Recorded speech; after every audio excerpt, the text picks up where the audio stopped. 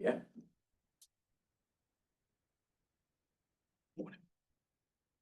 Integrity and faithfulness. Yes. Yeah, all throughout, right? A complicated integrity for sure, Very. but integrous nonetheless. Yeah. Faithfulness. It's Oh, pardon me. it was like an unattainable example of faithfulness, right?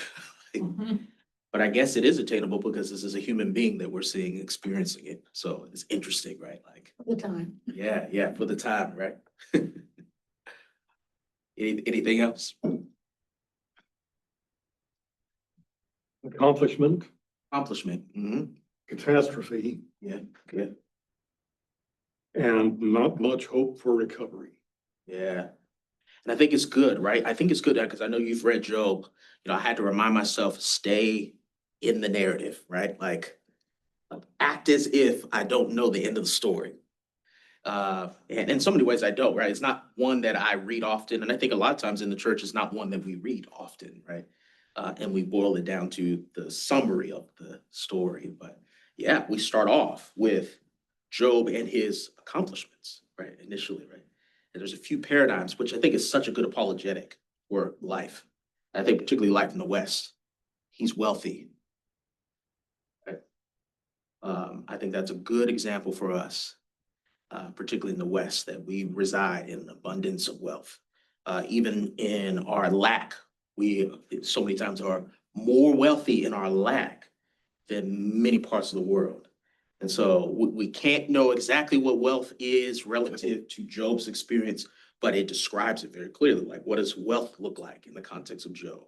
It looks like, He wasn't just wealthy, he was magnificently wealthy. yes, yeah, Almost more than you could count. right, yeah. And it seems like he has an abundance of relational capital too. Just assumed, right? Because a lot of times when we think about wealth, we just assume that people who are wealthy have a relational capital, right? But they might be relationally empty, but they have a relational capital, an exchange of some sort. That's why you have social clubs. Do you see, interclass social clubs?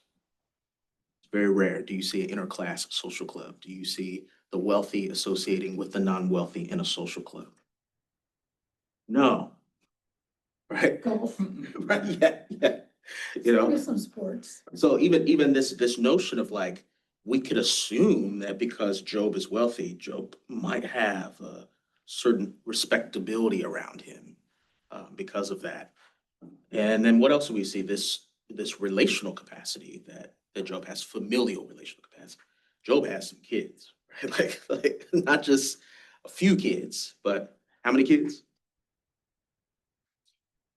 It was quite a bit. How many children? Yeah, I can read it. I'll just start off. Yeah. So land of Uz, which is believed to be Edom. Right, we were not clearly sure where it might be. And the things that you highlighted, one who feared God and turned away from evil. Right. The emphasis of that he feared God, as we understand, a biblical fear is a reverential fear. It is not a fear that drives away; it's a fear that draws to. Right. This divine understanding of God's supremacy that draws us into respect and obedience to God. So Job has this context, right? Job fears God and he turns away from evil, which in so many ways is an outflow of such fear. Right? Yeah. Woe to a person who does not fear God in relationship to their capacity towards the world that they live in. I would not want to be in that position in relationship to God. And then he possessed 7,000 sheep, 3,000 camels, 500 yoke of oxen, 500 female donkeys, and servants, which are unnumbered. And so we can tell, right, that there is a overabundance of wealth that is present. And very many servants, so that this man was greatest of all the people of the East. And so it puts Job in perspective to the community around him, which means that the community knows in some way Job. Why is that statement even important? to know, right? He has a certain level of visibility around him. Maybe not because surely of his wealth, but there is something about Job that stands out within the community that the writer points that out as if it is something to recall, right? Very kind of like to see Job in the midst of this. And then the relational capital that he has, both in his family and in the context. Some of the things that I thought about as I read through these two and studied these two, these were the first initial thoughts that I had when I read through the two chapters. Job entrusts God's encompassing sovereignty, all-encompassing sovereignty, right, that we see throughout this moment. Job entrusts. Now, entrusting doesn't necessarily mean I understand, but Job entrusts God's encompassing sovereignty, right? So we see these things. His closest either draw near him, but what they do when they draw near him is fascinating. Job's wife, she draws near him, but what she says is both an indictment of him and a recognition of him. She clarifies that he is a man of integrity, but she indicts him in the fact that he has not forfeited that, given what he's going through. Right? So these two things, right, are in play. Like she recognizes Job's valor and character. She also recognizes what around him. Profound suffering that is, as we're reading the text, seems to be begotten by God, or sanctioned by God, or authored by God. How do we reckon with that in relationship to Job and Job's wife? And how do we reckon with even some of the cultural elements that are at play? Job's wife's name is never mentioned. Thinking about the society in which they live, where it still paints that Job's wife, by nature of a patriarchal society, is not to necessarily needs to be named, but is thrusting up the same theme of Job in the midst of the theme of calamity that is upon him and also upon her. So it's interesting that we don't get to hear what Job's wife is going through in these first two chapters. It only points to Job's calamity, when in reality, it is their calamity. Or a calamity that's not addressed, and I understand that's not the point, Yeah. but is the, slaughter? The 7 children, they're all killed. All killed. All the servants, they're killed. All the sheep are burned. Yeah. The rest of them are stolen or taken. But there's very little emphasis given to all the life that's taken here. For what? To prove a point. Proof of point. I realize it's a story. Yeah. But I had a hard time, I don't know that I did, get around that, to get to the whole point of the whole book. That to me is just, well, let's have a hard time getting around it. Well, put another way, that section of the story could be just another day in Gaza, just another day in Ukraine. It was going on then, it's going on now. Right. And that's interesting to put it at ground level, right? Both of you are speaking of that, putting it at ground level, similar to the contemporary times where the story brings up the well of suffering being present, both maybe within us, but also very much around us, right? And I think in our context, in this world and society, we choose to ignore suffering at a greater level than ever, because it is in our face, bombarding us all the time. Gaza, for example, right? To think that we are living and what we consider the modern time as we hear. And there's entire land that has been obliterated. And we are not in a war. Not saying that we should be in a war, but we're not. But we will fight wars for something as more materialistic than it is humanistic. That says something about how we perceive suffering in relationship to the worlds that we live in. Yeah, but this is not a war. Yeah. I mean, Right. these servants, these children, these Yeah. people, they were going about their day. There was no war going on. Yep. I mean, just all of a sudden, okay, they poof, you're gone. An interesting thing to tie into that. There may be a war between nations, but what does that mean for the people? Who is the nation? Who are the people living their daily lives, right? And so even how suffering begets suffering in the common day experience, where there are children right now without parents, and they cannot explain it. Job cannot explain what has happened. Did we get an explanation in these 2 chapters? We got discourse, but did we get an explanation? Was there an equation? Like, does God have a master equation as to whom God chooses to bring about calamity and who God lifts to what you said? For Job that is uplifted, the nameless people that we hear in this passage could communicate in some ways they don't matter to the story. I'm not getting your question.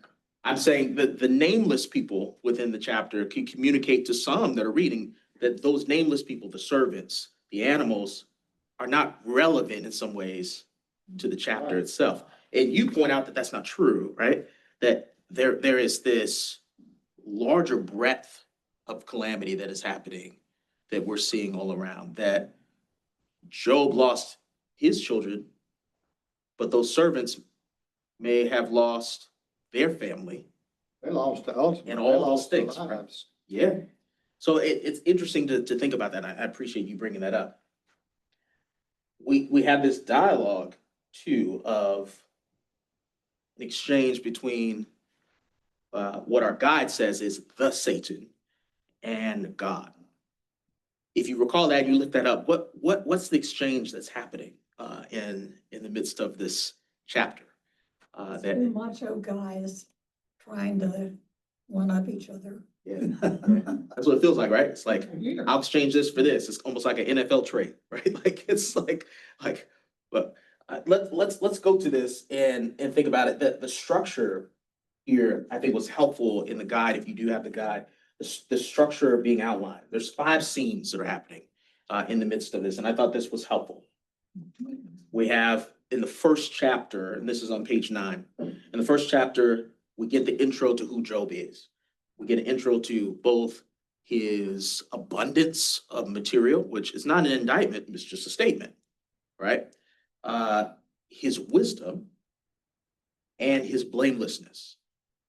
So now we have an enveloping understanding of what Job should be in the story. Then we have the exchange. So now we are like in the earthly realm, and now it feels like we're in a spiritual dialogue. And what's happening in the spiritual dialogue? There is almost this presentation of Job as an individual to be tested. But who begets the question? Do you think he's at the beginning that he's presenting him to be tested? Or is he just giving an example to Satan? It's a good question. I'll open it up to the room. What do you think? Is it a testing? Is it a presentation? Is it both? What now? I thought he was kind of showing off. I don't think he was trying to put Job to the test. I don't think God was, but who knows what God thinks. So. It So- sounded innocent enough as it started. Just go look at my guy Job. Yeah. As you read further in the notes here,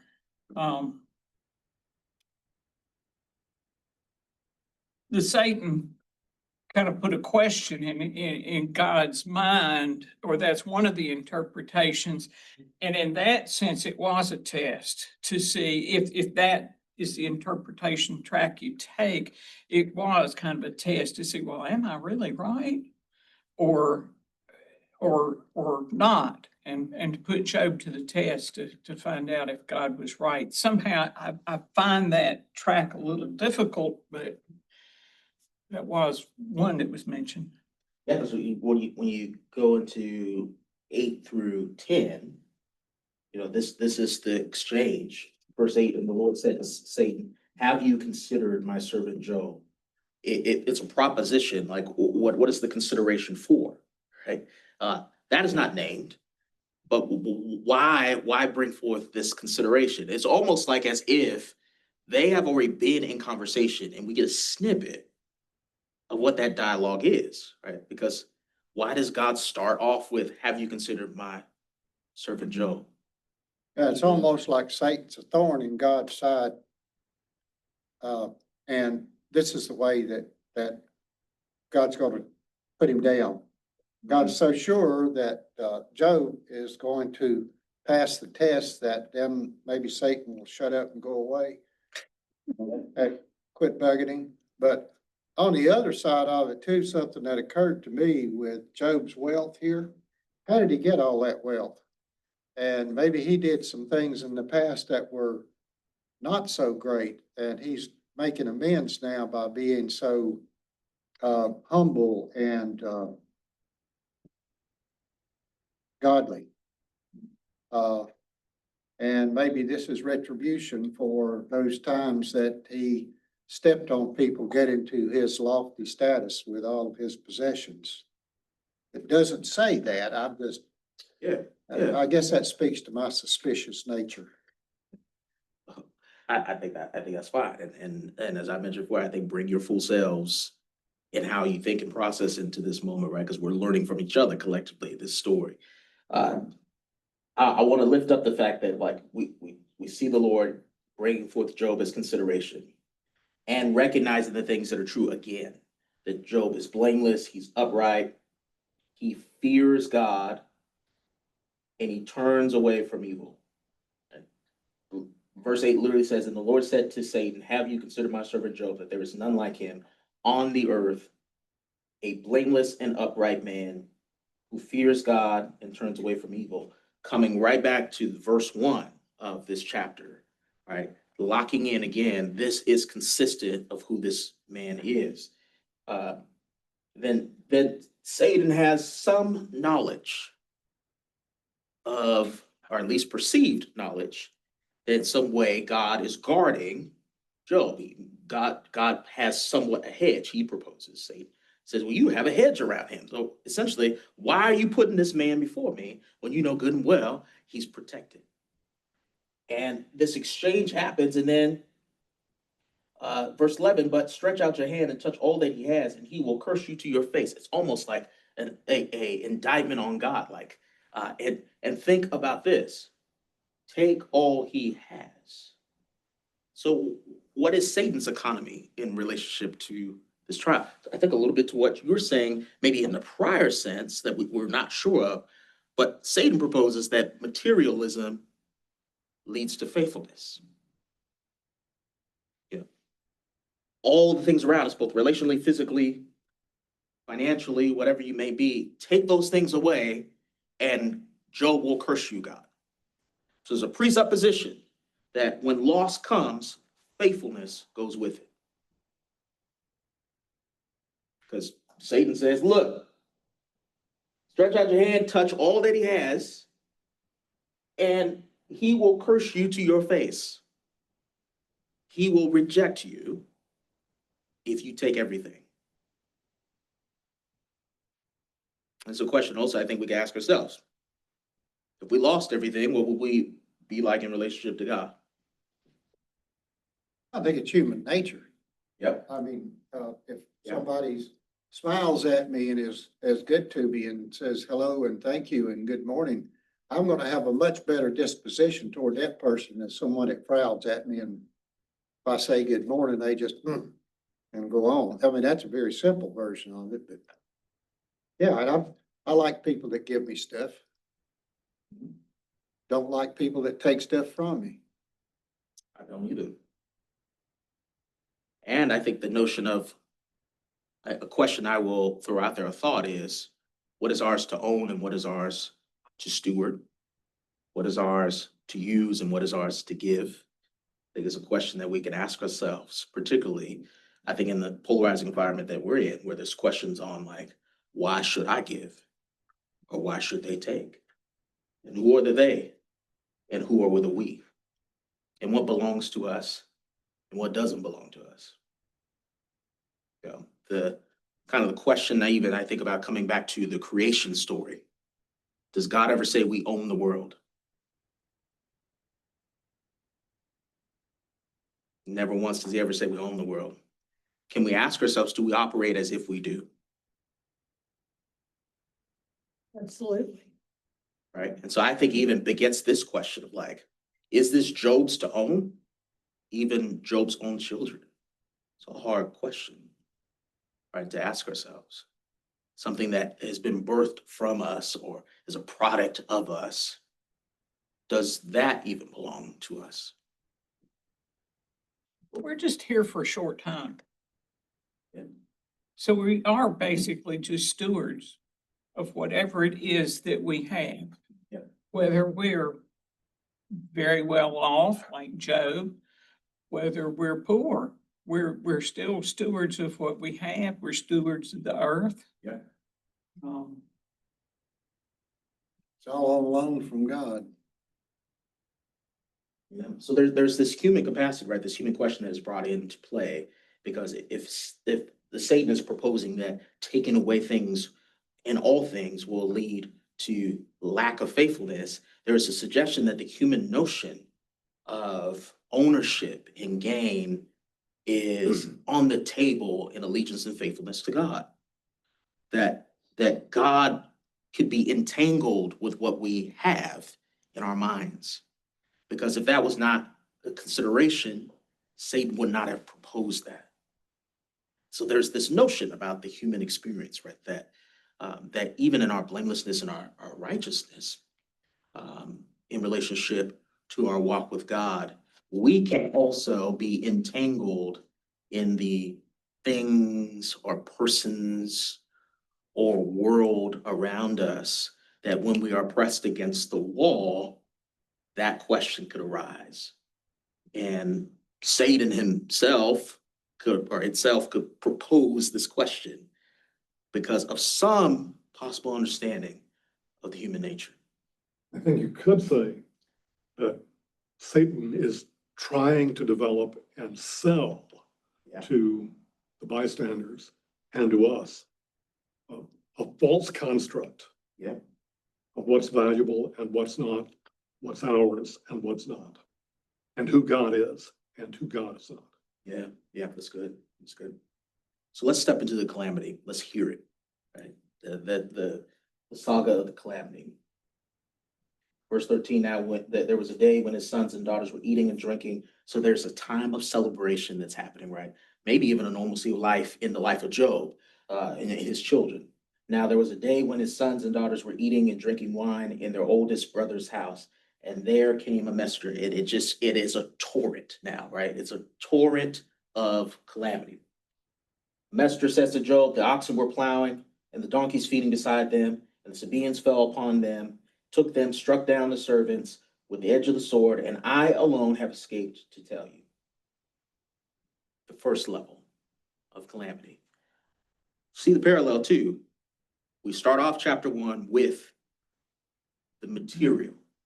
We start off the calamity with the loss of the material.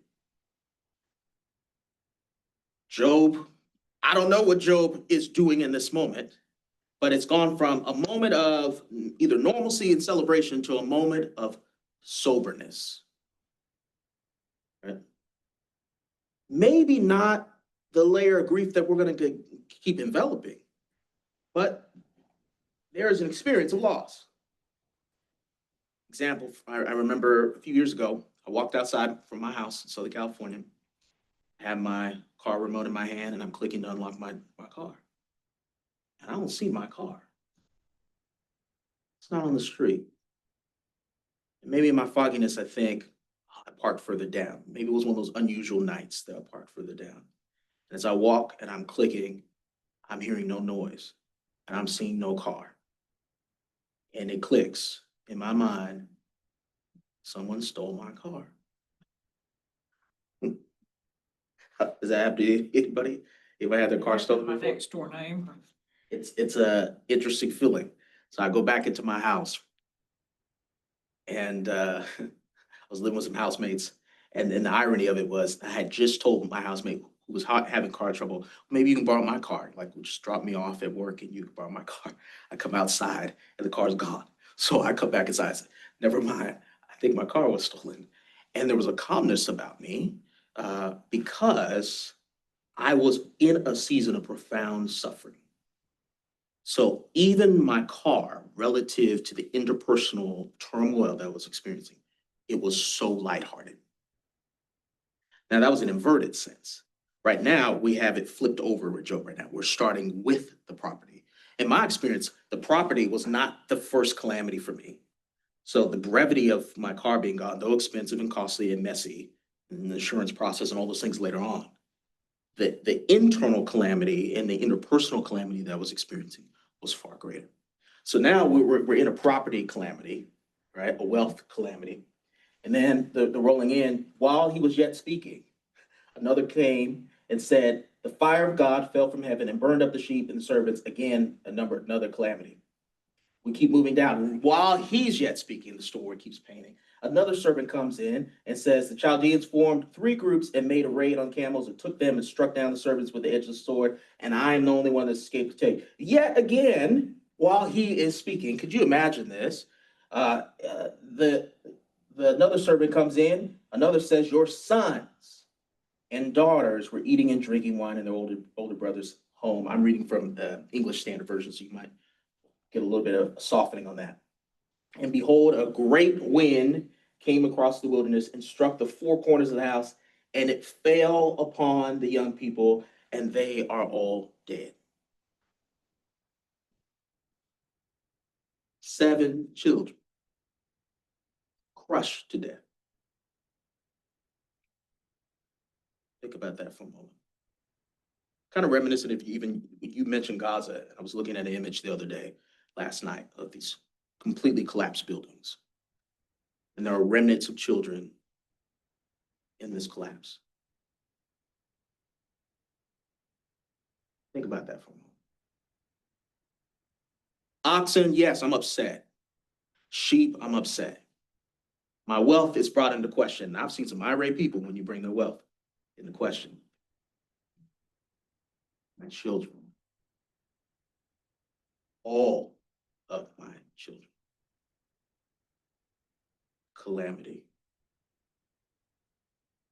Crushed to death. Maybe didn't even have a chance to even recognize what was happening to them. The thoughts that are flowing potentially through Job's mind. The jolt, the shock. His kids are dead. What happened in verse 20 as a visceral response to suffering?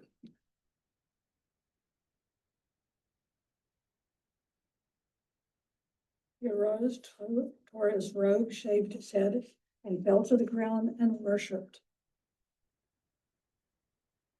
He rose, tore his robe, which is an ancient Near Eastern practice of deep sorrow and pain.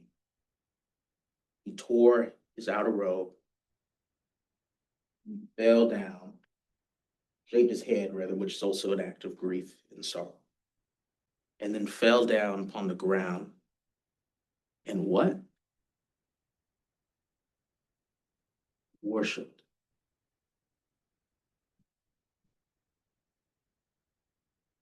Seems to suggest that 2 dynamics can simultaneously exist in a moment of deep calamity. Job is deeply grieved by what the author is drawing out and is also centered upon worshiping God. two elements that can exist simultaneously in this person's life. Profound grief, focus on worship. Profound grief, focus on worship. Tears his robe, shaves his head, falls to the ground. I don't know if you have a visual in your mind. I have visuals of times when I'm watching the news, or at times when someone gets a notice that a family member has died and they just fall to the ground. In tears, screaming, exclaiming, whatever it may be, right? A very clear, visceral sign of grief. But most times I never hear then they worship. Well, in effect, though, that's the sequence of events Yeah. that ends for many of us in worship in the funeral service. Mhm. We've had the loss, we've been struck, we're sometimes literally on the ground. Yeah. But all of that service ends with a celebration of who God is. Worship is celebration and recognition, isn't it?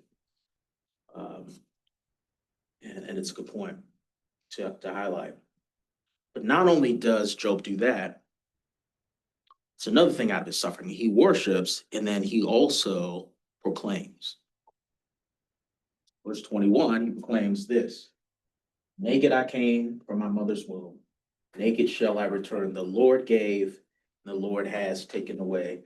Blessed be the name of the Lord. That we get an example of that worship. So, in the span of what that looks like, and we'll wrap up in the next few minutes. The emphasis of that space of both grief, sorrow, and worship that we see highlighted. Job does not return wrongdoing for suffering. Does not curse God as what was proposed earlier. He does the exact opposite of that. He uplifts God. He does not reject God. He uplifts God in twofold. He falls down in almost like a prostrate sign of submission. And then he lifts up and exalts God. Got this two exchanges. He's down in sorrow. He exalts God from the midst of his sorrow. Right? So the image too of like, he does not praise God or honor God after Job has come to some conclusion about the matter. He lives in the profundity of the matter, he lifts his head up and proclaims God. Blesses God. That kind of language, right? This blessing nature. When we get into chapter 2, we get the exchange again, a part of the saga. Chapter 2, Satan carries out the test again, right? They devise a second test, and the language of blamelessness is brought up again. So again, this central theme: Job is blameless. Job is blameless. Job is blameless. And we always know, we can assume when we read a text and there's certain reiterations of words, it's something for us to hold on to as we read throughout. Job's blameless. Job is blameless. The same paradigm again is considered. Have you considered my servant Job? There is none like him in all the earth, blameless and upright man who fears God and turns away from evil. He still holds fast. So there's a little bit of a pivot in this spiritual exchange from the first dialogue. The first dialogue, Satan proposes that he will not. In the second dialogue, God proclaims that he does hold fast. And he holds true to his integrity, the scripture says. Although you incited me against him to destroy him without reason, then Satan answered the Lord and said, skin for skin. All that a man has, he will give for his life. But stretch out your hand and touch his bone and his flesh. Now we have gone from interpersonal in relationship to that which Job loves, to deeply personal, to that which Job embodies, physicality of his life. So Satan again goes out, strikes Job with sores, in the ESV says, or and we get a description of the pain. And we know what a general itch is like. I hate mosquitoes, and I get an itch, and I take allergy pill because I kind of blow up wherever the area is that I get bit. And what is the tendency? To scratch, to alleviate, Does it alleviate? No. But yet we go back to it, right? And we scratch it, and we scratch it, and we scratch it. There's some lapse within our brain that tells us in that moment of discomfort that this will bring some alleviation, when we have a cognitive memory that it doesn't. And I do it every time. I've been bitten by a mosquito many times in my life, and I do the same thing almost every single time, right? The human nature to try to alleviate. It's a good example. Alleviate the discomfort that's literally on our body. And the author says that Job is covered in sores. Unattainably, cannot be alleviated, so much that he takes a pot shear, right? But I can imagine Job is in so much pain. I mean, in pain with a capital P, right? Because this is now layered upon the loss of his children, the loss of his cattle, and he's scraping himself. He's scraping himself to try to find some relief. And it almost is symbolic of almost trying to scrape out the turmoil within us, only for it to come back again, to come back again, and to come back again. And how much can a pot shear do for the entirety of your body? How much grief can you experience that it's unattainable to alleviate yourself from it? So it's a good poetic nature, even though we're not really into the poetic flow yet, but this good poetic nature of taking something so small to alleviate something so big. And you can't do it within your human capacity. So we see humanity reckoning with the unknowable facets of suffering. Close out with this last piece. I think for us to recognize when other people come into suffering alongside you, thing that we'll examine further as we go into Job. We get two examples in the beginning. We get the example of his wife. We get the example of his friends. What happens? What does his wife do? The wife tells him to give in and curse God. Begin to curse God. And die. Right? She's experiencing her own pain, right? Oh. As well. Yeah, she lost all that She too. lost all that too. And he tells her, that she's a foolish woman. Yeah, Sure does. and he's, yeah. This is just maybe about an inch shy of cursing her out, right? Maybe this is an ancient Near Eastern curse out, this is the closest you get to it. To basically you're foolish, and I am not going to give in to this moment. His friends were great friends. They came in, they were just there. Yes, Yeah, it's going to be interesting as we get further into the book. But for now. Start they're off just well. present. So, For now, yeah. they're just present. and I want to acknowledge that, right? And I think a question to leave with as we close out is, when we step into the world's suffering, what is our first principle way of doing that? Is it to tell someone how to suffer as if like his wife did? Is it to sit within the suffering and receive the weight of suffering as his friends initially did? Is it to be silent in the suffering of another? And to what degree is that silence appropriate? I think these are good questions for us to consider in relationship to Job and in relationship to the world that we're in. So there's suffering happening in the world. I would love for us to reflect on that. And suffering in the world is not a meta narrative. It is a very personal narrative, right? The war was brought up We could look at the war from a meta-narrative. Say this is two areas, two regions fighting. We could look at it from the truer narrative. There's a mother who's lost her children. There's a father who's lost any way to provide for his family. There are individuals who are standing and waiting for food who haven't eaten for weeks on end. What do we do if somehow God plants us in that environment, independent of the actual moment at hand? Do we look at the evil for what it is and speak to that, and then tell the person who's suffering how to respond to it? That's Job's wife.